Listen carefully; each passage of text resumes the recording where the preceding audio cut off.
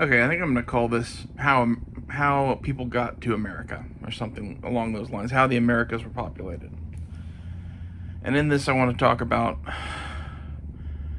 a major failing of the field of archaeology to understand basic shit that people should get about the world. And this is that people are lazy. Why? Well, in a survival situation, the guy that goes and burns up all his calories doing shit sometimes survives, right? Sometimes that pays off for him. But you know what always pays off? Doing less and being a little bit lazier and being smart about how you do things and working smarter, not harder, basically. You know, instead of chasing a deer for 20 miles through the forest, you're setting up traps for the deer. That sort of shit. That's what I mean by people are lazy. This is a genetic thing. How does this answer anything about the peopling of America?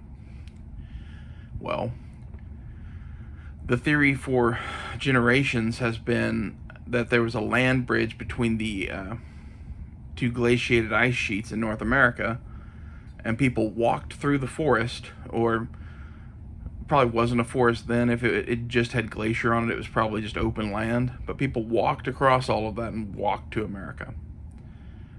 Why is that bullshit?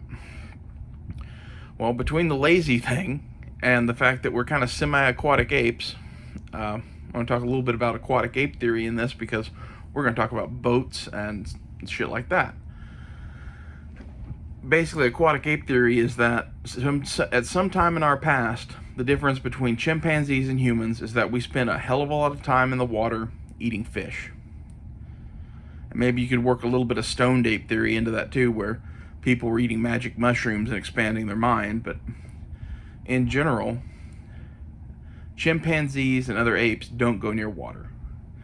Orangutans sometimes fish, but you don't see gorillas and chimpanzees doing that shit.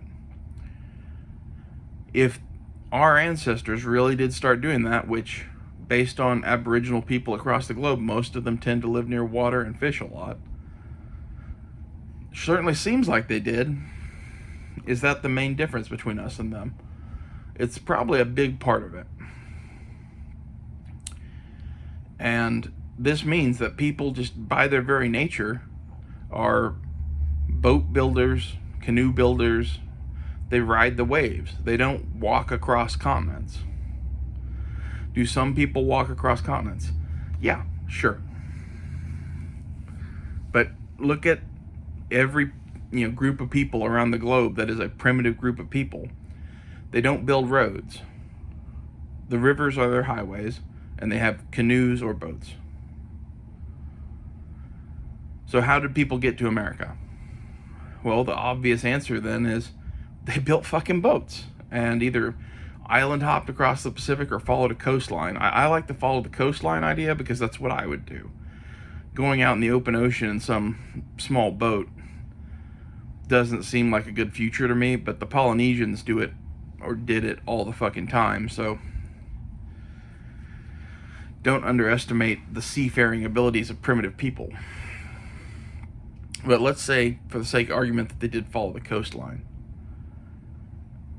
Is that the only way they got here? Well, now I'm going to share some more information for you. Their whole theory about the gap in the ice sheets and people walking in North America makes even less sense when you understand shit about the Inuit and like the Evenki people of Siberia and these other cultures that live in the far north in these Arctic conditions and winter conditions. Do they move in the summertime? Sometimes, yes. They're forced to for whatever reason, but they don't like to. Why don't they like to? They have a bunch of crap, and it's hard to move all that crap in the summertime because they don't have roads, they don't have trucks and cars or carts and wheels and that sort of shit. They have sleds. They have sleds and boats. And in the summertime, they tend to use boats to go hunting and do that sort of stuff, or move to where they need to move to if they're going to do that whenever possible. But that's not always possible. So what do most of them do? Most of them wait until winter. Why? Well, they have dogs and dog sleds, or in the case of the Evenki, they have reindeer and, pack reindeer. I think they probably had or have some dog sleds too. I don't really know about that. But in any of these cases, these animals and modes of transportation don't work at all in the summertime for the most part. Reindeer probably do, but like dog sleds don't. And as soon as the snow falls and gets pretty deep and there's ice on everything and the rivers are frozen, you can go anywhere and do anything. You're freed up. The world is a highway at that point. So what makes you think that the ancestors of these people who use boats in the summertime and dog sleds in the wintertime got to North America by walking across open terrain, which they try to avoid at all costs because they're kind of fucking lazy, like all people are.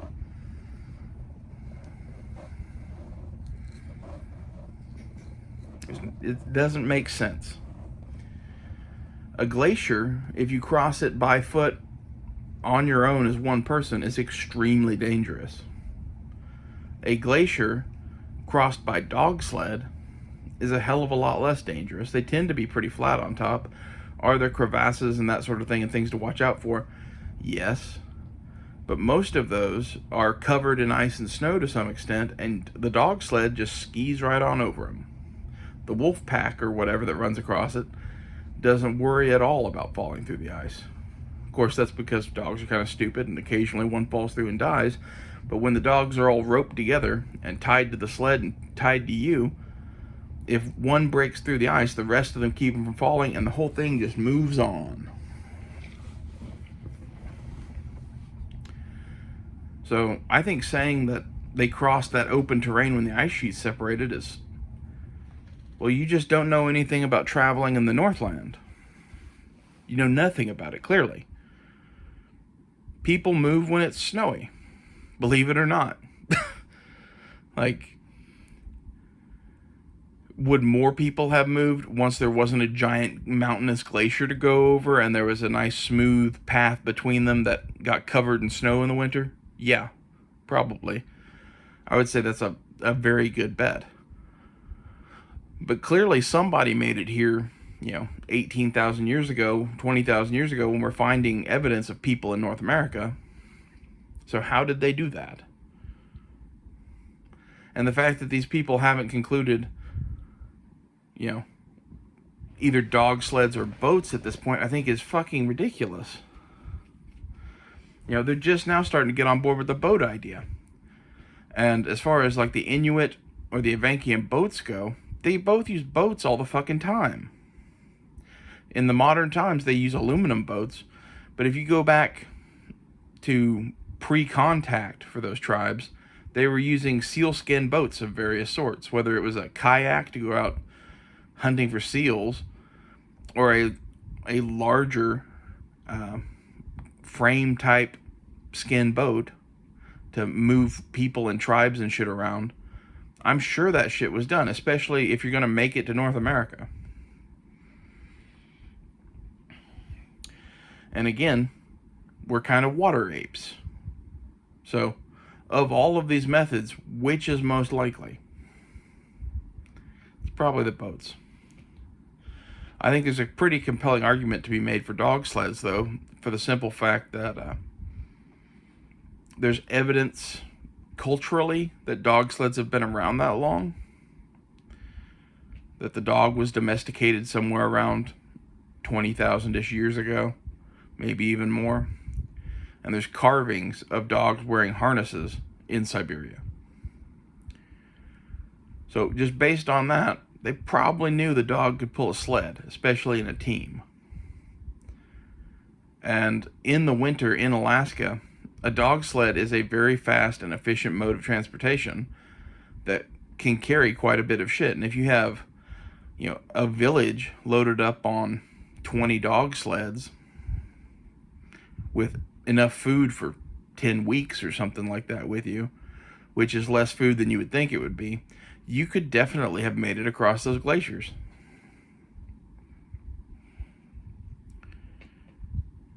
And to act like the glacier is a giant impediment is ridiculous.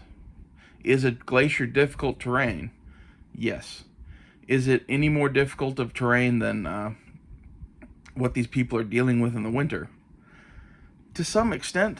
Most of the places they go are not that mountainous and that full of ice cracks and crevasses and that sort of thing. But it's still, people do this now. You know, whether it's dog sledding or just going out in a team of like 4 or 5 people roped together walking across a glacier. They probably could have even done that had they wanted to. I just don't think that's the easiest way to do it, and it's not the way I would do it. Honestly, of these choices, I would pick the boats. Especially with us being water apes. Like, you think, oh, well, people don't survive very well in the ocean. Well, compared to what? Compared to whales? No. Compared to chimpanzees, we're like gods, you know, in the water. A human being can do some crazy shit in the water, which kind of points to we spent an evolutionary period where that was important. In that, if you look at the freediving community, there are people right now diving down to like 700-800 feet and holding their breath for like 20 or 30 minutes in some cases. They're doing shit like whales do. And we have similar shit in our genetics to adaptations that whales have to do what they do. That's insane to me. Does that mean our ancestors in the past did that? I don't know. But it looks like the answer to that is probably yes. As far as who was crazy enough to be like, you know, I have no evidence that I can survive this trip, but I'm just going to try to swim down as far as I can because I can hold my breath for forever. That's some insane shit, and especially in an Aboriginal setting. But here in the now and today, we have fishermen in Polynesia that go out in an outrigger canoe, tie a rope off to it, and dive down 50 to 100 feet to hunt sharks and shit. People do some pretty fucking crazy shit in the water. Are we the ultimate, you know, waterborne thing? No, there's seals, there's sharks, there's fish, there's whales, there's other things that are better at it than us. But as far as something that spends 99.9% of its time on land, we are extremely aquatic. And just based on that alone, I would say it's far more likely that more people made it to North America via boat than any other method. It's crazy to me that archaeologists just now that it looks like there was no way to make it here on foot without going over the glaciers, they're like, well, maybe people did have boats. Like, are you fucking kidding me? Like, there's a whole segment of your science in anthropology that is cultural anthropology that looks at modern native cultures, and none of you ever went, hey man, you know, every single native culture we run into uses canoes of some sort. Isn't that weird? Because it's pretty much true. Like, there's maybe a few tribes in a few places that are like in a desert where a canoe isn't an advantage in any way. But if there's water and there's people, there's canoes. And even larger boats.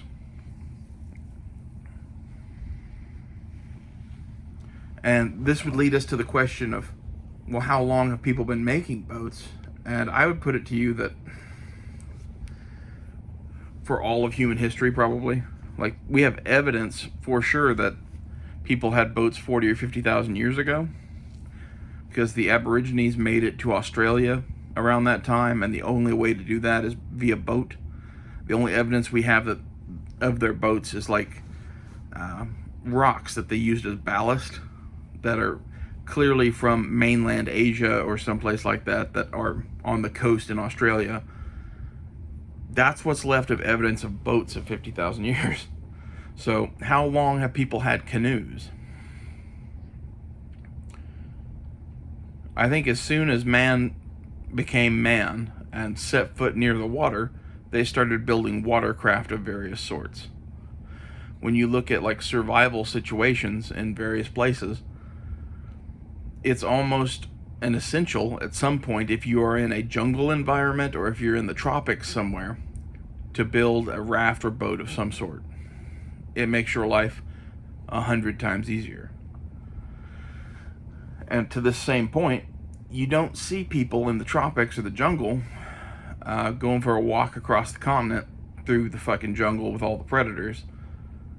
You see them building a canoe or a raft and floating down a river.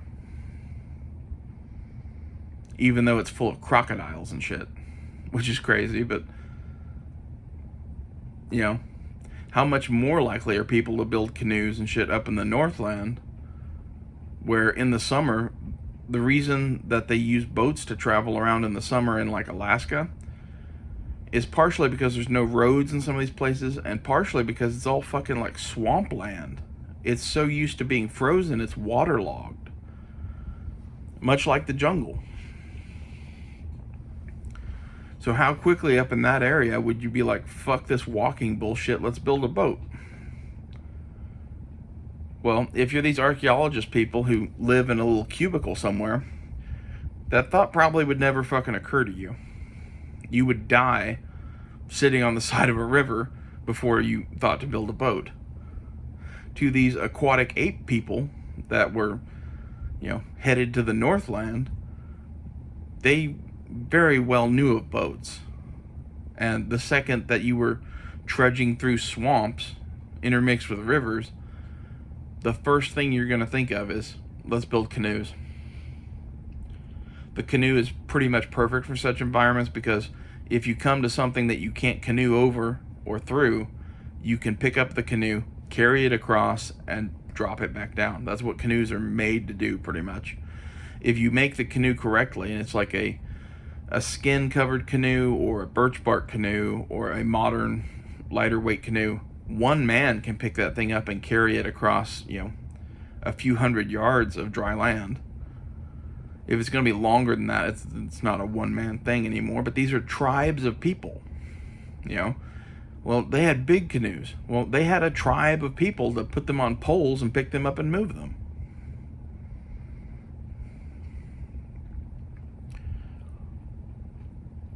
I think it's hilarious how modern archaeology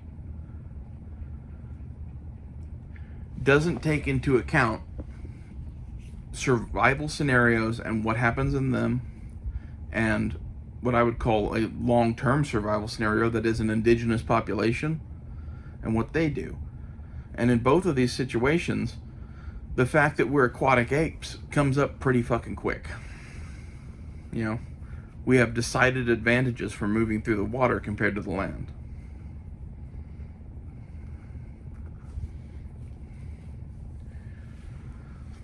You can ask just about anybody who teaches survival stuff about, whether you should build a raft or a boat of some sort or not if you're stuck in a river system. Even go watch the survival TV shows. Basically every one of those that goes to like the Amazon or something like that, they end up building some sort of a raft or a dugout canoe or something because it makes your travel that much easier. You're not going to walk out of that situation. Mainly because it's not walking anymore. It's swimming and walking and swimming and walking, and the fucking water is filled with some sort of crocodilian, whether it's Nile crocs in Africa or alligators in the US or caimans in the Amazon. The idea to build a boat would not be something that took very long for people to think up. You see a log floating down the river, you try riding on the log, there's not a lot of dots between that jumping on the log to ride in the river and lashing logs together to make a raft or digging a log out to make a canoe. And the technology to do some of this is super primitive. Like, to make a raft, you need cordage. To make a dugout canoe, you need fire. Those are two of the most basic things that every culture on Earth does. So how long have people had boats? as long as people have been modern humans, maybe even before. I would put it to you that some of our hominin ancestors probably had boats. Again, based on the fact that we evolved from them, so they, like us, probably were going in and out of water.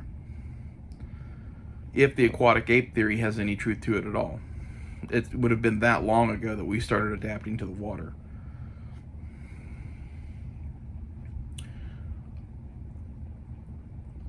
And this pushes the date back for the, peopling of the Americas to the dawn of time. Like, at what point did people make it to a point that they knew there was America over there and they could go there? Who knows?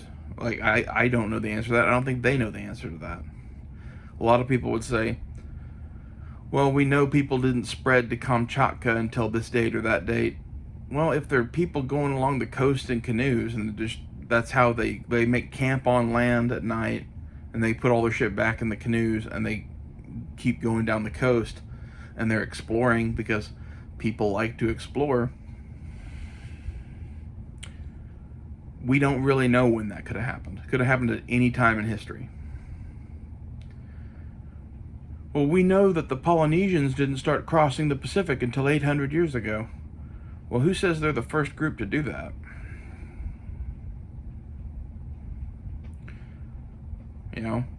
Just because you went across the Pacific doesn't mean that you left little tribes on every island out there. I think that would be the rarity. You're not looking for a small island to live on until you find one that's like Tahiti or something like that, that's paradise, and you just stay there. You're probably looking for a larger continent. That's probably how people made it to Australia. And if people were doing that to make it to Australia, they could have easily been doing that to make it to America too. There's enough small islands and bullshit, and people are surprisingly good at finding islands and land to stop at, between following birds and I don't know what else. But again, look at the Polynesians. They didn't miss a single island, basically. Not that there aren't uninhabited islands in the South Pacific still, there are. But most of the ones that are prime real estate have had people on them for 800 plus years. Anyway, I find this pretty interesting, and I think it's very interesting that archaeology as a science is just now going, well, maybe they had boats. When, to anyone who is into Aboriginal cultures and survival at all, it should have been an immediate, well, why wouldn't they get here by boat? You would have to prove to me otherwise.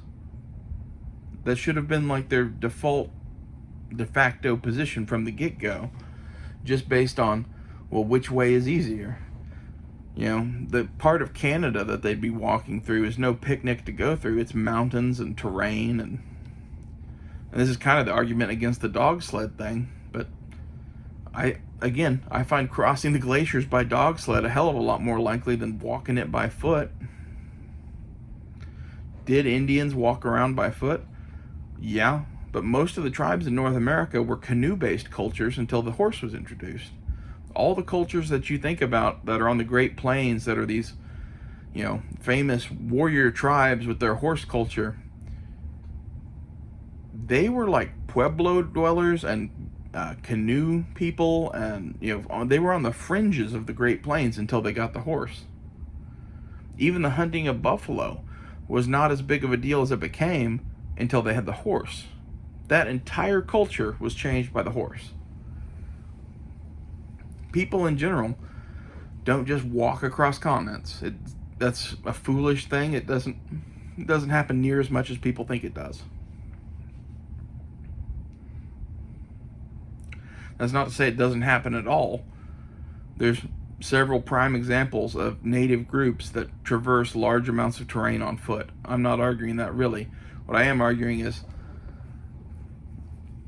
that 90% of people, or is that 10% of people? And what are the other 90% going to do? Well, I hope you found this educational, and I'll see you guys later.